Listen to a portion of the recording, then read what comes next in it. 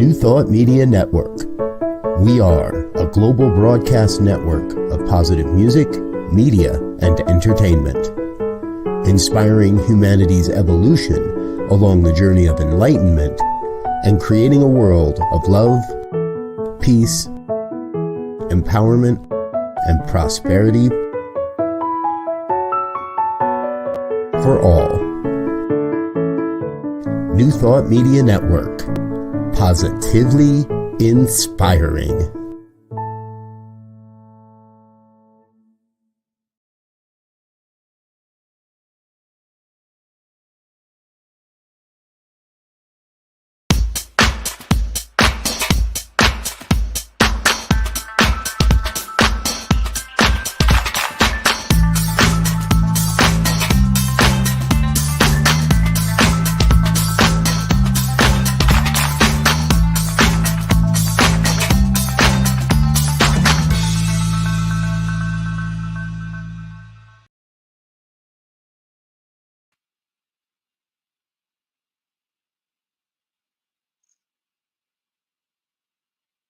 Hi, hello.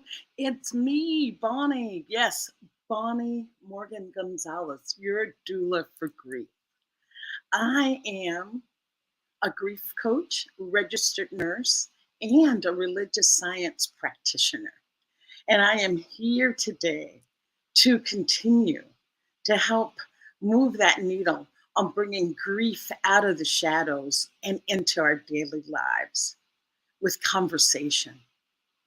And just to remind you that loss is what we experience and grief is what we feel. Knowing that grief needs to be heard, grief needs to be shared, grief needs validation.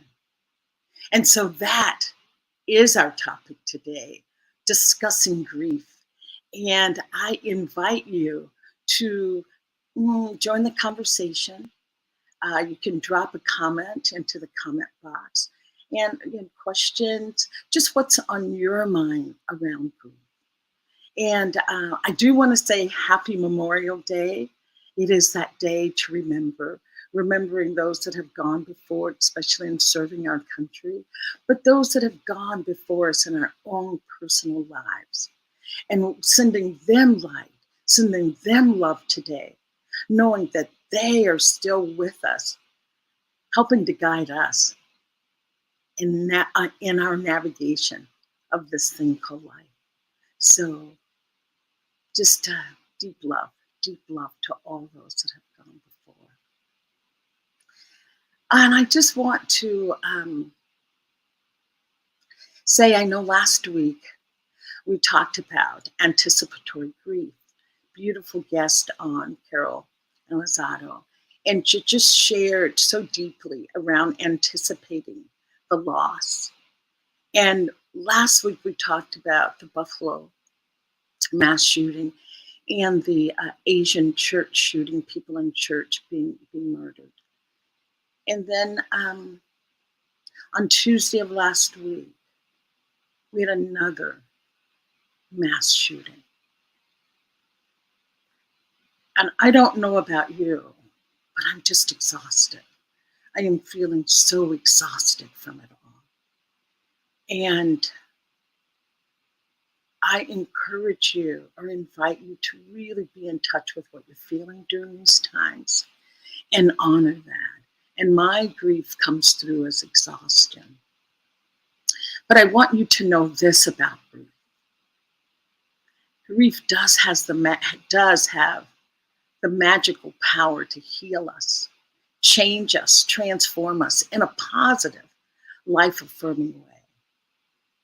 So hold that as we move through today's discussion with my very, very, very special guest.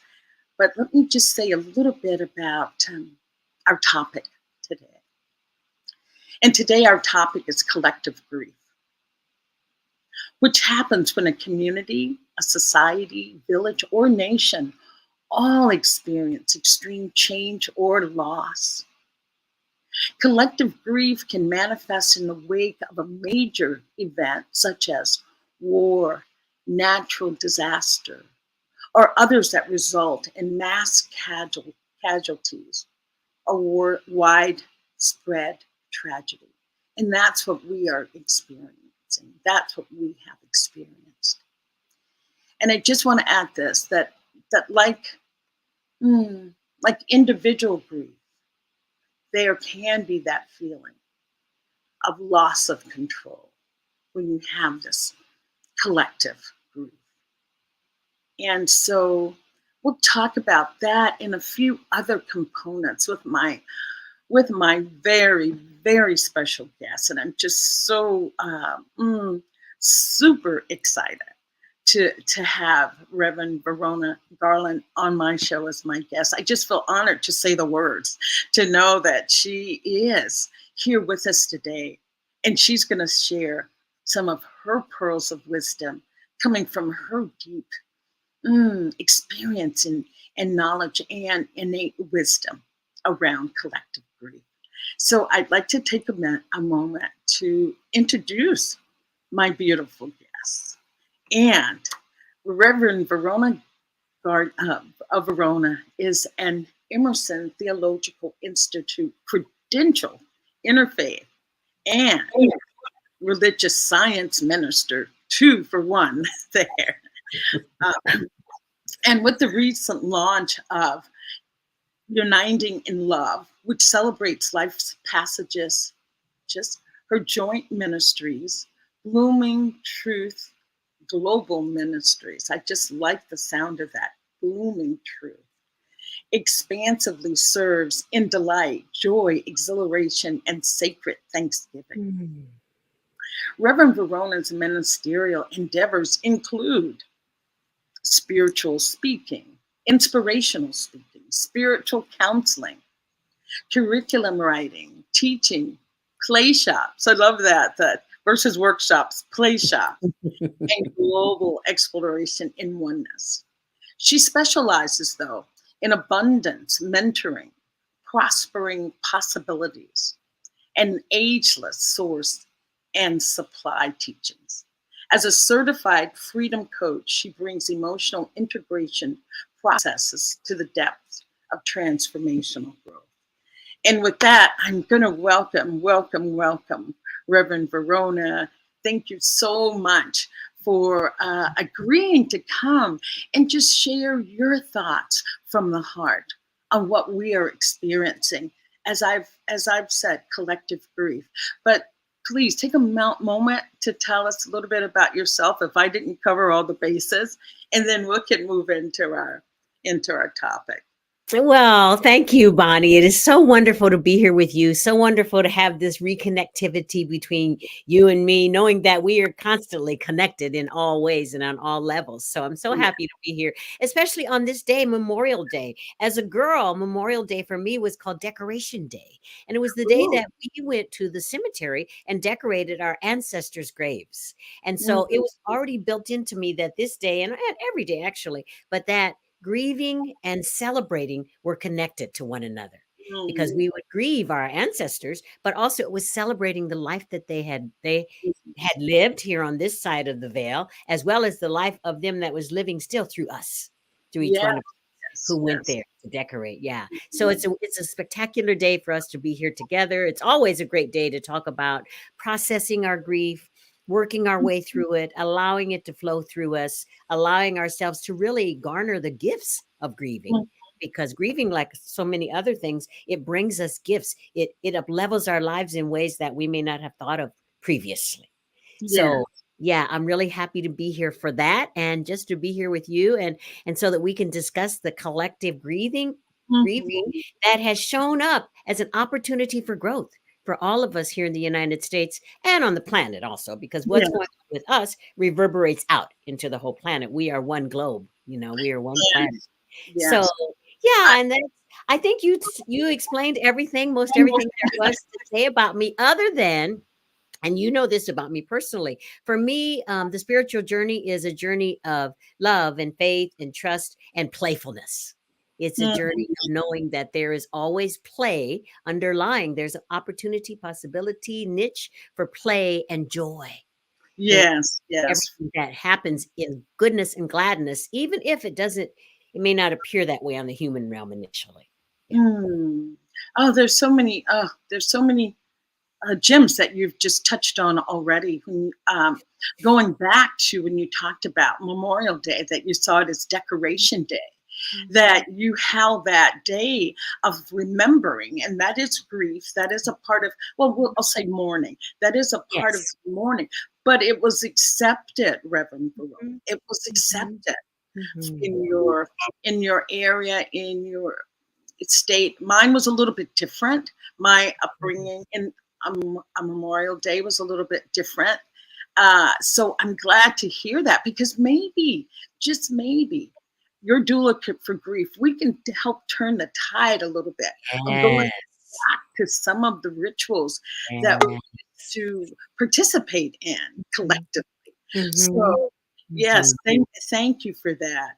Um, I was going to say the only thing I can really remember for Memorial Day is that they would always show the floral wreath that Uh-huh. they used on the tomb of the unknown soldier. Yes. Yes. But in my area, that wasn't the talk of remembering collectively. Mm.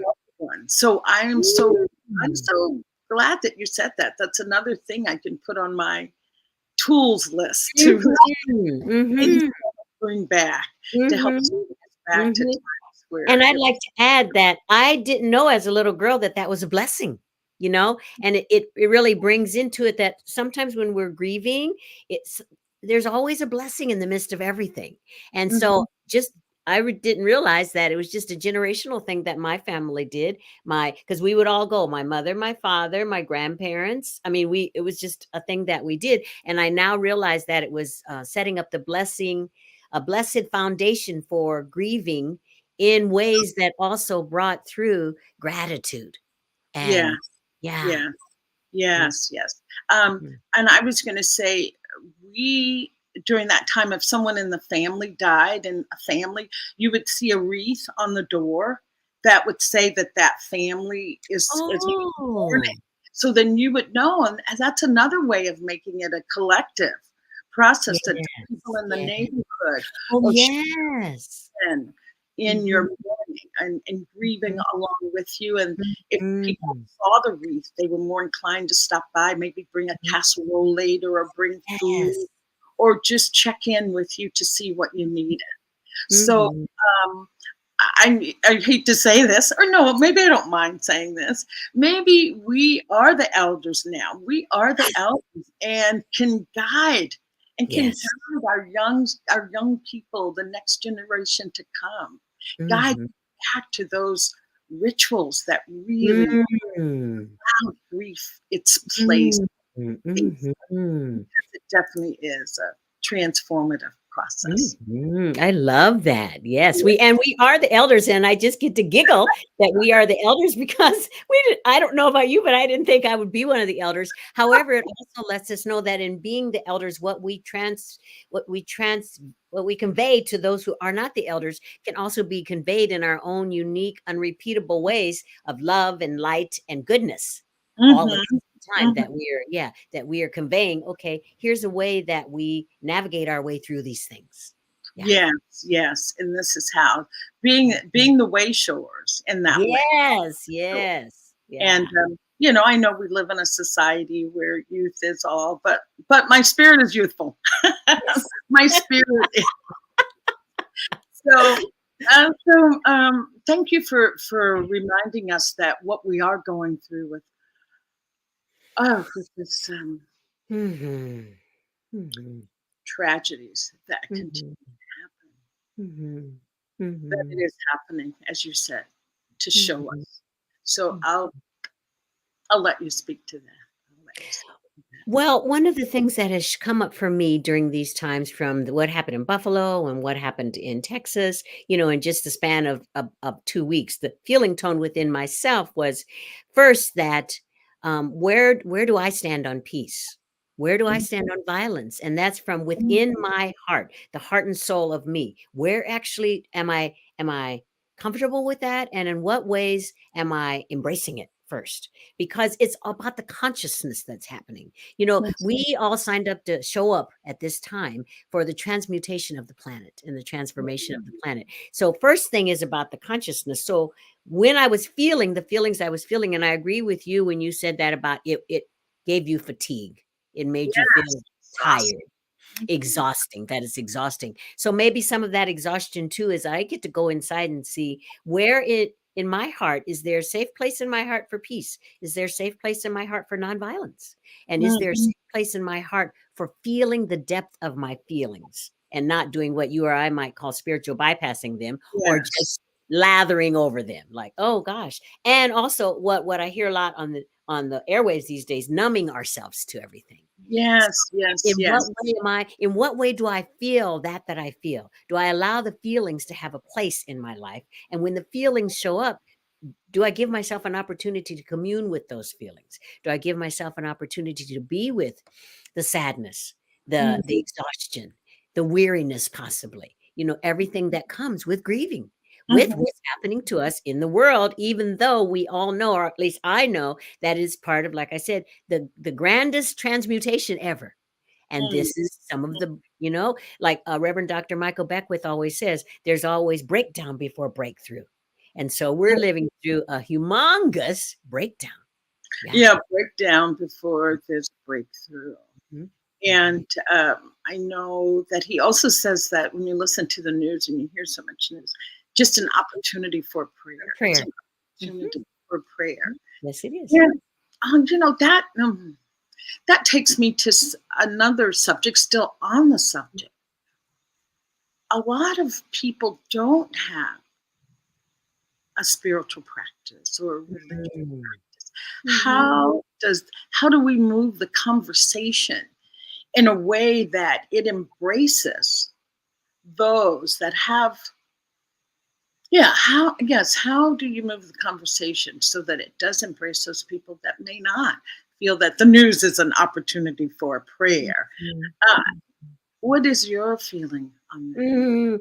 Well, that's a huge question. However, part of my feeling about that is because I, on an everyday basis, I interact with people whom are not grounded in their spirituality. Okay, and that's not anything different in my life than everyone else's life. We just all interact with all different kinds of people. I happen to be very blessed that I surround myself in a group of people, spiritually based people. Part of it is because of the avocation I chose, being a minister. However, I think part of the answer to that is to but to open everyone up to knowing that there is some respite from what we might be feeling.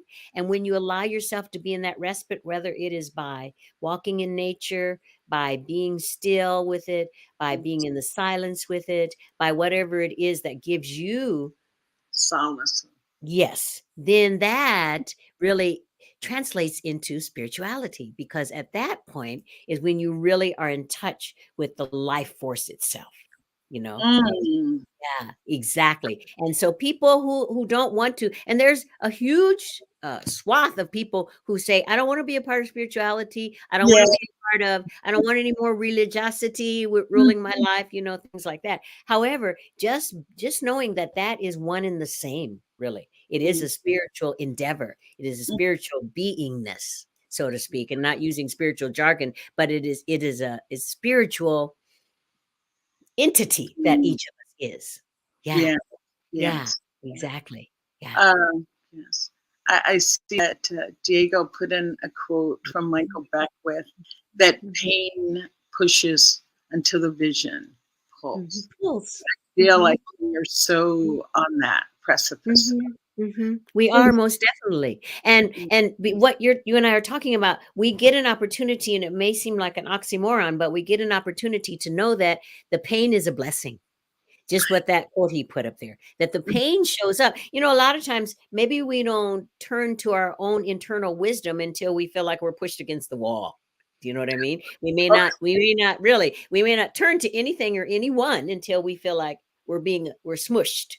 And then, oh gosh, what do I do now? And at that point is when we get to go within to that place that we've never been harmed, never been hurt, never been endangered, and that font of information and wisdom that's within us And if we allow ourselves to be in the stillness, really in the stillness, the pain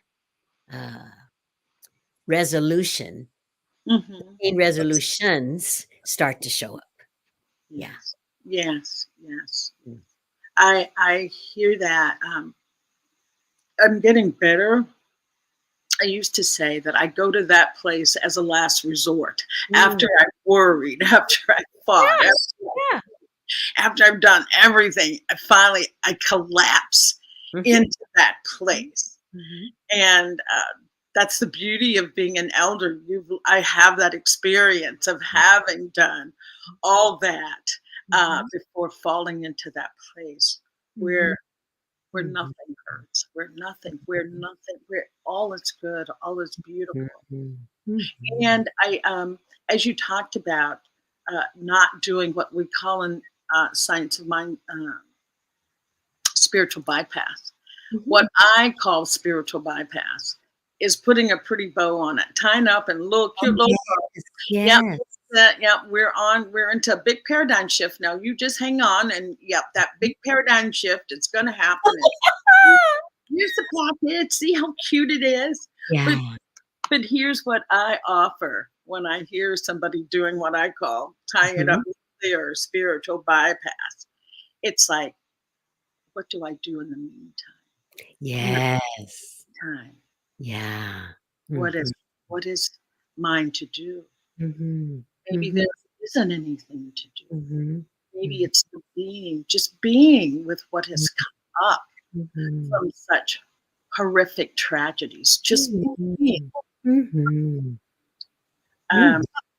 I absolutely agree. And part of that being is self-nurturing, mm, self-loving, just being with, like you said, these horrific, seemingly horrific entities that have happened, and just allowing yourself to nurture that part of you that is gasping from it or just thinks, "Oh, how can I move forward?" Yeah. just Yeah. get yes, Mhm. yes. Mhm. Um, but I offer that. I offer that because the other part of that was realizing somehow we have gotten to be a culture. I'm going to use the word avoidance, avoiding any discomfort, avoiding anything that doesn't feel good, Mhm. anything that's not, looking around with your conversation to see if heads are nodding or if people are up Mhm. in arms. What's your feeling around that? I call it avoidance of difficult subjects, and how do we move with that? Well, and I agree with you, and I call it our in our culture, we've become, even though it doesn't look this way, we've become very non-confrontational. Even though we see a lot Oh, of violent conversations happening on the airwaves, but really just like same thing, avoidance of, well, I'm just gonna step away from that and not think about it. And I'm just not going to be a part of it. And I'm just going to pretend it's not happening. Whereas it is there for us really to sink into the depths of it and say, whoa, what's really going on here? What's mhm. really happening here? And fortunately or unfortunately, we have a lot of things in the 21st century world that we live in to plunge ourselves instead into what you said, avoidance. Yes, we have a lot of diversional activity. Mhm.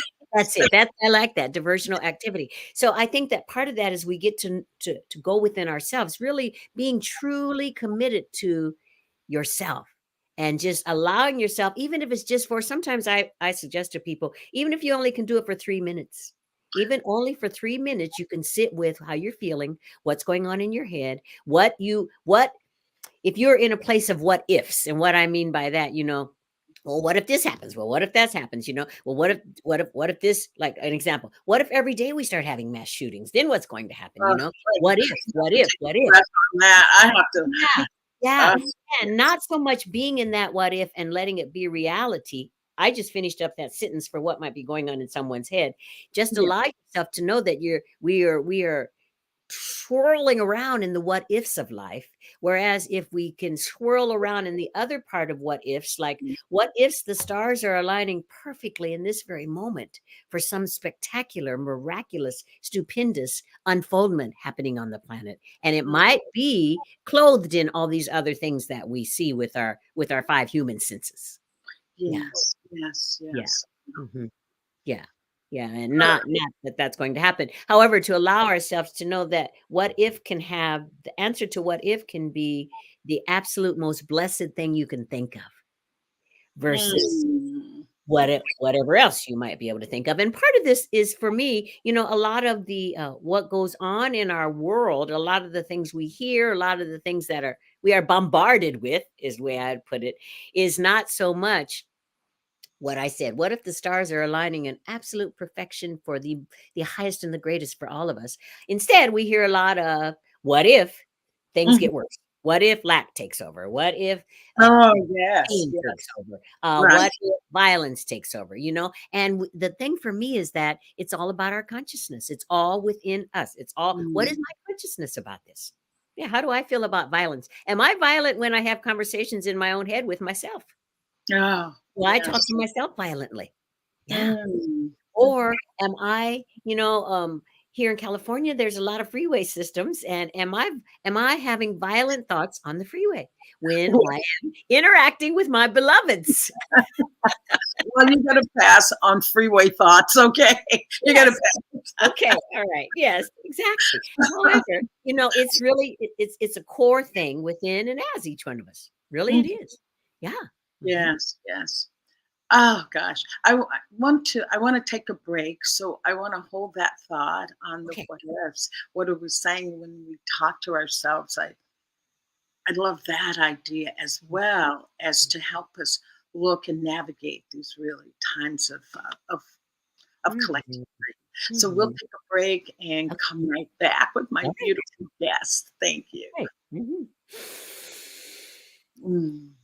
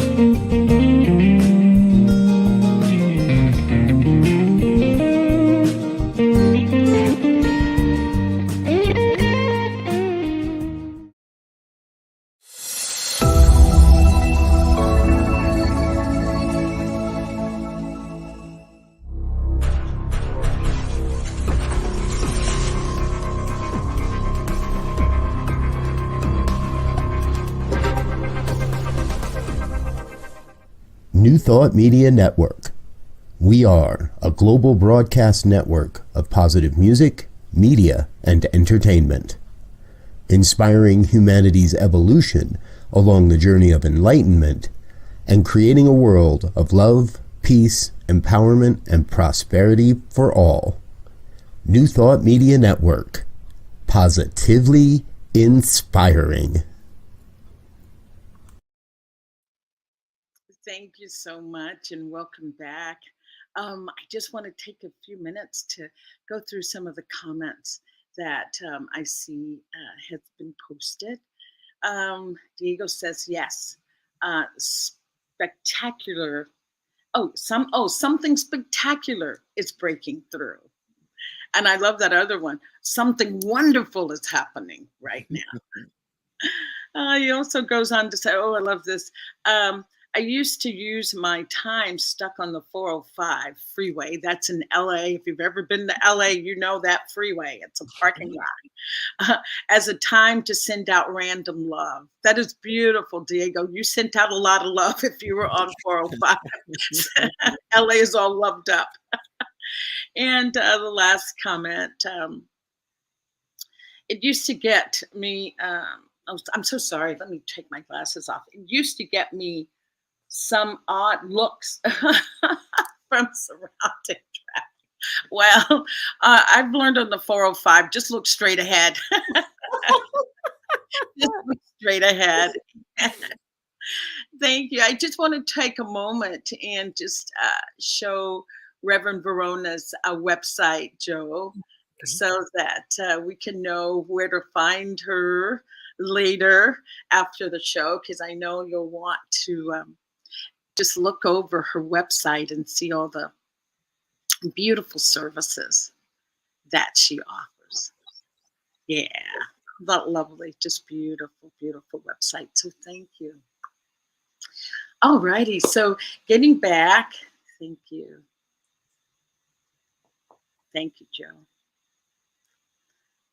Getting back to our conversation at hand today, we're discussing collective grief, and Reverend Verona has been just really putting me through some mental paces. I love, we ended with living in what ifs, and in our internal dialogue. I call it the internal landscape. What's our internal Yes. landscape? Mhm. How is that affecting what's going on now? And I think because our internal landscape, I love that internal landscape, because our internal landscape is what we is our it's our trajectory. It's what we come from. It's where how we radiate ourselves out in some ways, not all of it. But and so what is going on in our mind? What are we thinking? And especially since we're getting an opportunity to be in what you and I are here to talk about, collective grieving. And Yeah. so we get to be together in loving one another up. We get to be together in knowing that grieving, it does not last forever. It intensifies or de-intensifies, but it flows, just like the waves of the ocean. And so we get to know that too. And so, however, what's most important is, what am I being with inside? In what ways in what ways am I giving it dominion over the inside of me? In what ways am I allowing it to affect me? In what ways am I allowing it to be the effects of my thoughts? Yeah. Mm. Oh, In what ways? beautifully, Mm, beautifully mhm, said there. mm, Um, and that does bring me to being out this weekend and, going through this collective grieving that we're in the mhm, midst of. People are talking to each other more. It feels like, and even if that is the mhm, subject that we're talking about, it's mhm, getting us to mhm, acknowledge each other mhm, and mhm. realizing it doesn't even matter about the color of our skins, who's Mhm. being targeted. It gets us to see that we are all more alike than unalike in our Yes, concerns. We yes, all want a safe environment. We all yes. want to be able to send kids to school with complete freedom and Mhm. not worrying about their safety. Any other areas that you can see this collective grief showing up? Well, one of the areas I see this collective grief showing up is just what you just referred to, is we are taking better care of one another, of each other, you know? Ah, We are, because even my out and aboutness, I was at the gym. And usually when I'm at the gym, I'm pretty much focused. It's like a tunnel vision thing I'm doing there at the gym. I hear However, you. people at the gym were talking to each other more, and some of the people at the gym who I know there, who usually have a pretty stern, serious look on their face, were coming over and asking, "Well, how are you doing? How's this? How are you handling this? How, are you making it through this?" As well as people actually we're all taking care of one another and saying, "Okay, so what is mine to do in the midst of this?" And Mhm. in the doing is the being who we are, and giving each other, sharing information. Well, here's what you can do. Well, I saw here's what you can do, and I saw here's what you can do, which is all part of what the transformation of the planet, I think, that's happening right now, is for us to really know just what you said. We are more alike than not, and that we really are all one big blob of humanity. Yeah, I yeah. tell you, so it sometimes as easy as sharing just a Just word. one word. Yeah. Yeah. And the other thing, I'm glad you put that up there, but the other thing that I've noticed is that it's sharing if the feeling tone from myself is love, just pure love, I just want to, I don't know what else to do this week because I'm devastated by this. So if I radiate pure love, the love within others, it recognizes itself from me, you know? Mm. And so that it keeps, the flow of it is like this. It keeps flowing through and around all of us to nurture us and to really to hold us aright, because that's what's happening here. We all get to know that, and this is an old thing, but old saying, I get to be my brother's keeper. I get to be my brother or Yes, sister's keeper, so that, and I don't get to be it in the biblical old fashioned way, but I get to be their emotional keeper. I get to hold yes. those emotions in my heart, because right now my heart could be overflowing with love and their heart could feel like it's depleted with love at this moment. However, we get to share it back and forth, it gets to be the pure circulation of the love that each of us that we have, that font of love inside us that's limitless. Yeah. Yes, yes, yes. It is unlimited. It has Mhm. no, Mhm. it doesn't end. Mhm. It's Mhm. it goes on infinitely. Mhm. Um, Mhm. and I'm glad Diego said that again about the word. I just know with passing the unhoused people on the street, Mhm. pass them, and of course, not having money to put in their little buckets, but I've had them say, "Oh, thank you for not ignoring me. Thank you for that smile, sister. Mhm. Thank you." As Diego says, just a word, and I'll take it a little bit further. Just to look, to say, "I see you. I recognize you." Mhm. Um, Mhm. And in this time of collective grieving, we get to the look, the word, and the feeling tone that, you know yeah. what? I'm feeling what you're feeling. And we get to feel this together. And as a collective group, we get to heal this in our feelingness together.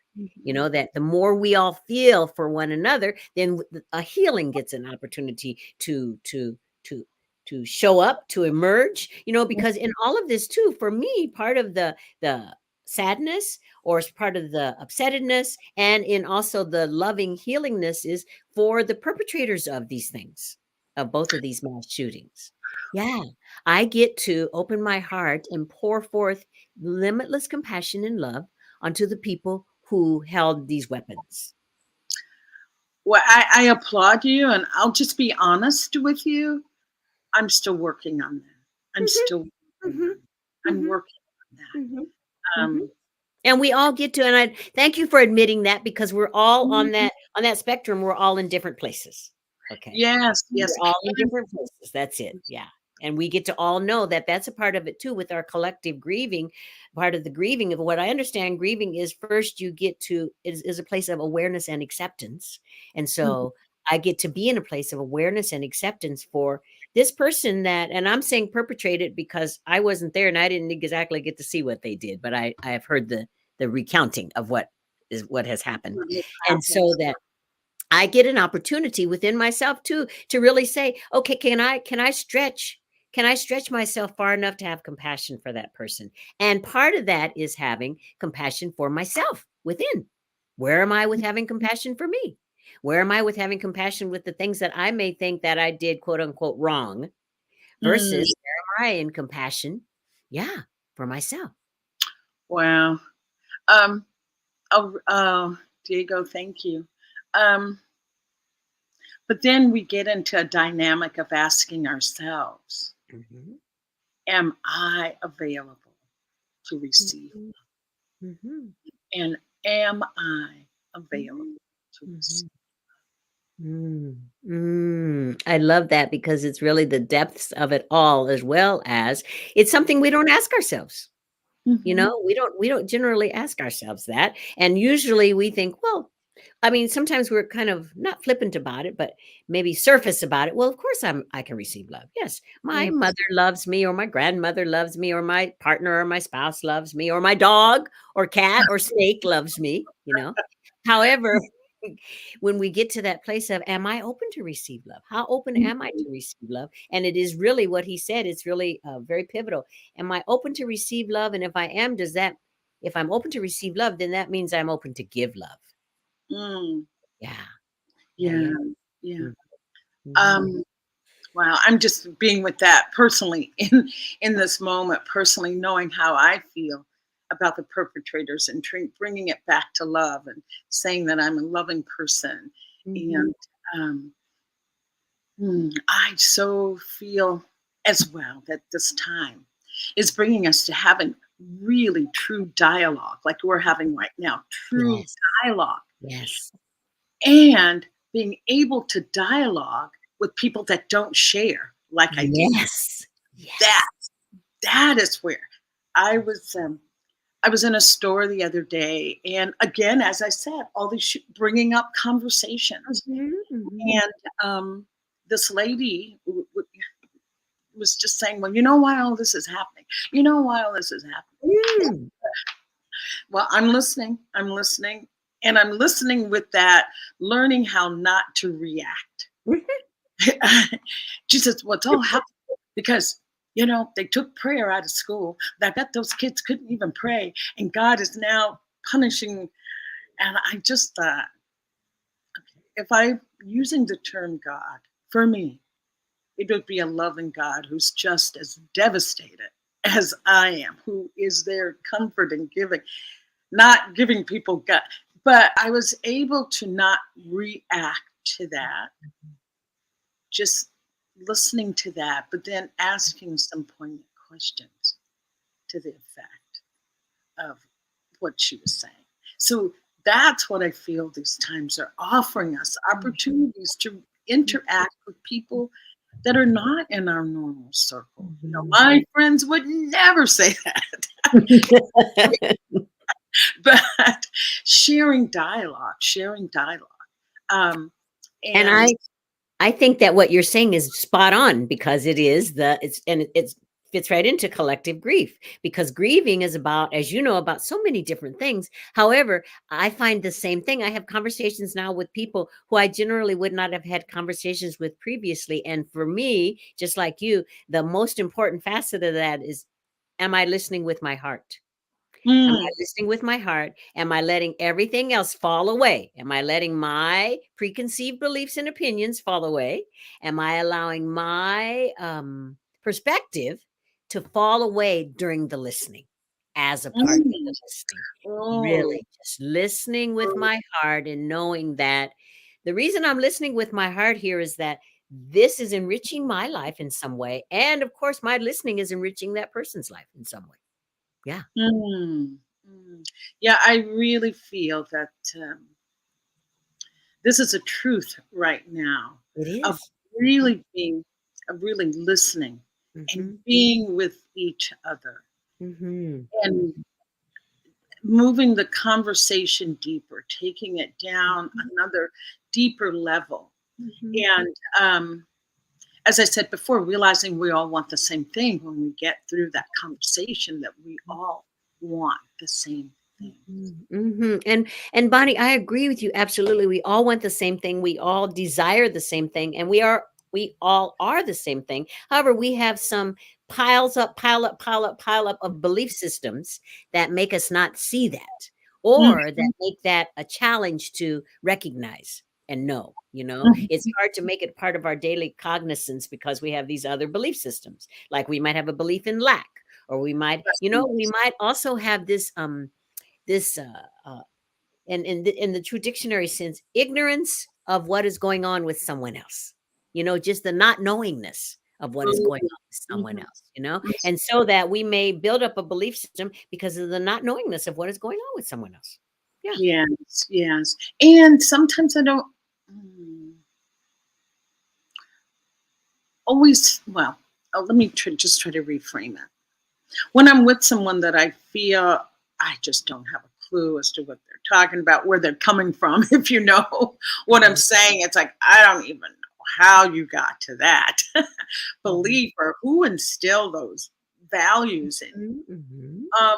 And it's in those moments that I really try to listen even deeper mhm, because I have learned that there is always a link that will connect you to that person. There mhm, is always a link, be mhm, it uh, be it your mother is still mhm, alive or your mother died or this happened or an accident. If you just give yourself Mhm. the space to just listen without feeling like you have to prove a point or make them understand that what you're saying is not right, buddy. Mhm. But listening to you find that link, that's a commonality. And we Mhm. are one. So it is there. Sometimes you may have to dig a little bit deeper. Yeah. I feel that this collective grieving offers these opportunities Mhm. because our attention has been gotten. Yes. Yes. Yes, that's it. Our attention has been gotten, and all the other things of life, the what I'd call the mundaneness of life, gets to disappear. It gets to Mhm. dissipate right now because our attention has been gotten. And now that our attention has been gotten, it's kind of we've been stripped down to our purest selves. And now we get an opportunity to interconnect again or to build it back up in a different way, to Mhm. co-create it in a differing way, to come together and understand just what you said. There is a connection between each one of us. And Mhm. and I love Yes. the way you said that, because sometimes I get to be an explorer, a silent explorer, listening with my heart to see what is that connection. I know it's in there. Mhm. Yeah. Mhm. And acknowledging that the connection is there and being in a place of awareness that the connection is there gives the connection an opportunity to show up. Mhm. Thank Yeah. you, thank you, Mhm. thank you. Mhm. And I'd like to offer too, giving yourself permission. Like sometimes you may say, "Oh, I just don't have the bandwidth for this. Yes. I Yes. just, I Yes. just don't have the bandwidth for." Mhm. And being okay with that, not Mhm. feeling like, Mm. oh, you blew an opportunity. You're not as, loving as you said, Mhm. or it's Mhm. like just say, I just don't have the bandwidth to be. Yes, and I love that, Bonnie, too, because saying that I just don't have the bandwidth at this moment also is an opportunity for setting, reinforcing, and honoring your own boundaries. Like, I'm not ready for this at this time. And so Mhm. I really want to honor my own boundary. And I want to show others the way to honor my boundary is Mhm. by myself not being a part of it at this time. It's just not, I know what's going on with inside of me, or I can feel what I think is going on inside of me. And it's not the time for me. Yeah. And it's not Mhm. always the time for all of us every single time. Yeah. Yes, Mm, yes. Um, mhm. I heard someone was talking about Thich Nhat Hanh the other day, Mm, and he was just. I'm going to paraphrase, of course, okay. but he was saying the best speech you can ever make that you will regret the most is when you speak in anger. Mhm. The Mhm. the best speech that Mhm. you will ever make that you will regret is when so that's why I just say I just don't have the bandwidth, right? Mhm. So Mhm. because then I get into reactive mode and could go to anger. Mhm. Um, Mhm. yeah, I am going to. Diego offered uh, that focus of attention is to a spiritual practice. That focus Yes. of attention to Yeah. Mhm. spiritual practice. Mhm. Mhm. And yes, And so honing in on the focus is, as he said, a spiritual practice, but also it gives us a moment to stay in the present too. Not to think about what possibly happened to me or my people in the past, not to think about what possibly is going to happen as a result of even this conversation or this act, this event that happened, but really just stay in the present moment and know that, okay, Mhm. this is where I am. This is what I am here for. And this is what is happening in this moment. I just get to focus. Yeah. Yeah. Oh, with that focus, I'm just going to take just a quick break because Okay. yes, we'll just take a quick break so that we can breathe in all of this information. Mhm, Yeah, mhm. it's one thing to talk and have beautiful dialogue, but to create space to really Yeah. absorb it in and take it into our Mhm, own psyche and allow it to integrate. So mhm. Okay. I'll take just a quick break and we All can right. talk. Mm.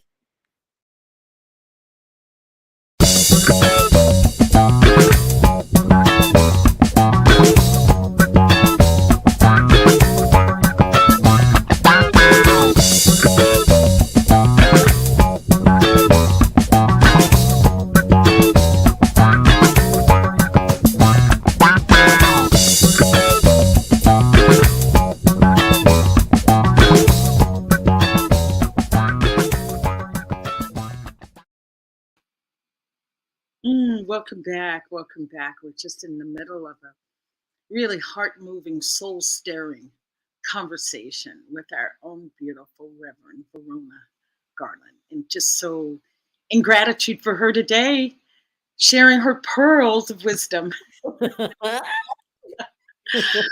So let it be.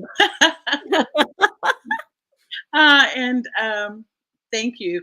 And Diego has a comment in the comment box, but I'd like to end the show with that comment. So I won't share it just yet. But what I would like to do, Reverend Verona, before we close out, is just talk about some of the healing processes of grief, of collective grief, healing collective grief. Such as, public mourning or community action or giving space.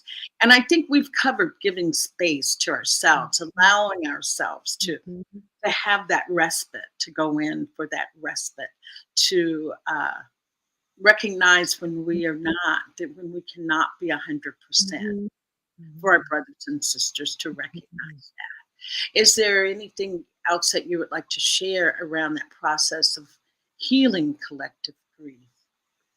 Well, one of the things that you said is coming together with others, instead of just staying in our own gorgeous, beautiful home, really coming together with others in whatever way that suits you. Just what we were talking about earlier. If it's coming together in a spontaneous way, like you're in the grocery store or you're in the parking lot of some place or wherever you are, wherever your day-to-day endeavors take you. And I think that in those moments, we each get to bring our pearls of healing. We each get to bring that.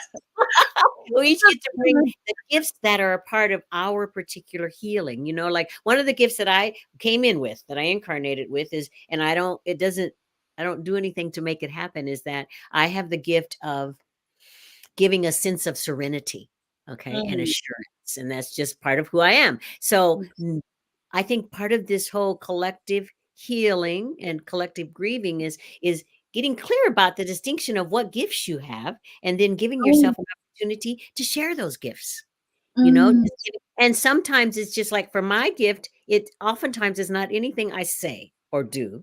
It's just the beingness of it. And it shows up and people refer back to it. I know this as a fact, and I feel it pouring through me. Okay. So maybe part of the other collective healing of the grieving or collective grieving is allow yourself to go within and see what it is you bring, and then give that in great generosity. And go ahead. Oh, no, I was just going to say that is so beautifully said about, we all have a gift, and we all have a gift to give this planet. I always think mine is just being a good listener. Not thinking about what I'm going to cook for dinner when somebody's talking to me. I'm really listening. I'm not thinking about, I hope they hurry and finish because I've got to go and get the dry cleaning or something. I just love that we have a gift. And during this time, one of the, I guess, scientific reasons, or science has proven the reason that we are so exhausted from grieving is because it's like 10% of our brain is being used to process this trauma that has happened. So that's why you're tired. You don't have a full 100% functioning brain. The brain is over here trying to put this into process. Mass shootings, children. God, we're trying to process what has happened. So that going within, in that I am tired, is that time, what can I do? Not saying you have to do that each time. It's a time to process. Wow, what do I have to bring to this situation? If I'm feeling hopeless, what do I have to bring to this situation? Yeah, what can I bring? Yes. And tapping into what your gift is. And as I said, we all have something. We all have something, even if you're an excellent dog walker, pet walker. We do. Whisperer. That's a gift. That's a gift, because I don't want to walk your dog. I don't want to. That I thank you for saying that. And the other thought is, when we were talking about pearls, that you were saying pearls of healing. Isn't it when an oyster is wounded, it grows the pearl? Yes. Yes. Yes. That piece of sand that's put in the oyster shell, it grows the pearl. So Pearl. all these things that we're living through, and no matter how horrific they feel or sound or that we sense them to be, and I'm not at all making light of any of this, No. that it could be also like the oyster shell. That sand is an abrasion in the oyster shell, and that's what makes the pearl. So we may be living through the abrasions that are growing the ultimate pearl of the lives of spirit that each of us is, or the ultimate pearl of the planet. That is not to say that I still, as well as the rest of us, untimely transitions are still upsetting.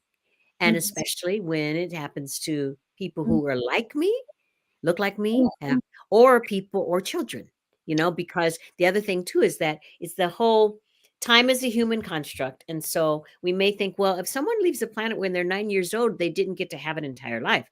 However, do we know that maybe they came to the planet for those 9 years for the entirety of what their gifts to give were in those 9 years? Exactly. Yeah. I definitely resonate with that. Just 1,000% over. Well, again, just taking those words, and because these aren't just words. No. Words are energy. Words are powerful. Yes. Words are powerful. And we're talking about bringing about, world peace, world harmony. World peace starts with me being at peace with myself. Yes. It starts with Verona, being at peace with himself. Our beautiful producer Joe being at peace with himself, and Diego being at peace within himself. That's how it starts. So this is going on, and when we're feeling exhausted, allow yourself to just meditate. And how that can be taken out. Yes. Yeah. That can move you beyond victimhood. It's not easy. This work is not easy. And I don't ever want people to think that grieving is easy. And that's what I'm here for. Oh, put on a happy. No. I am here to say, yes, it is painful. Yes, it is difficult. But we can get through it together. We can get through it together, moving through it. Won't ever be totally forgotten, eradicated. That's not right. But we can move through it, as we say, with ease and grace. A little bit more ease and a little bit more grace. And just knowing that love is the greatest power. Love is the power. It's born to uplift, to support, to sustain. Holding on to those things in the midst of our darkest hour. And knowing that my brothers and sisters are grieving with me collectively, that we're together.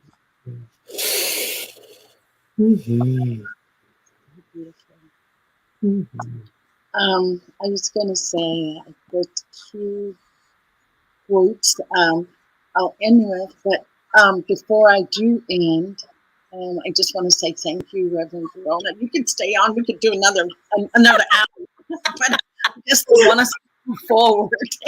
And I do want to thank New Thought Media Network for supporting us. Please donate so that we can continue to have meaningful and in-depth dialogue that just gets us to love ourselves a little bit more, love our neighbors a little bit more, have a little bit more peaceful world. And I'm just thanking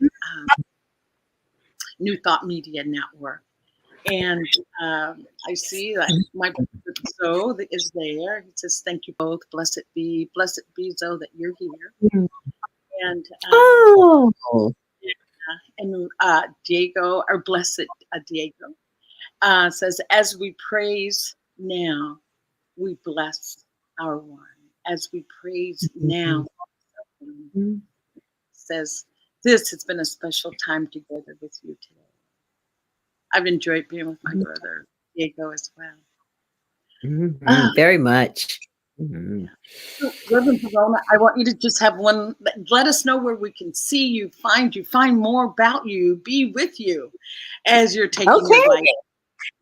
All right. Well, I'm in Northern California. You can come. I speak at Agape Bay Area Center for Awakened Living on the second Sunday of each month. I'm also speaking at the First Church of Religious Science Vallejo on the 26th of June, and I'm speaking at the Center for Spiritual Living in Modesto on the 17th day of July, as well as if you'd like to spend more time with me in learning, I am facilitating a class that begins the 15th day of June at Agape Bay Area. It's called The Roots of Agape, and it's a class of going from new thought to new living.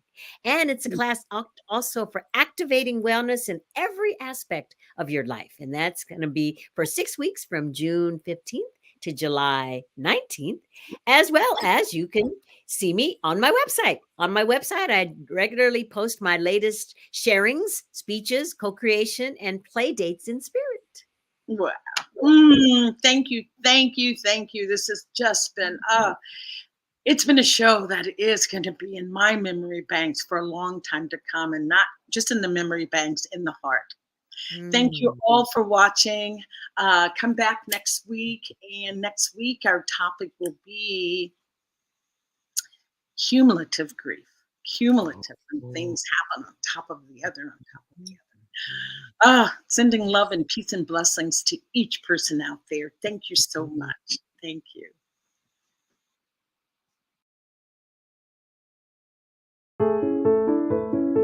New Thought Media Network. We are a global broadcast network of positive music, media, and entertainment, inspiring humanity's evolution along the journey of enlightenment and creating a world of love, peace, empowerment, and prosperity for all.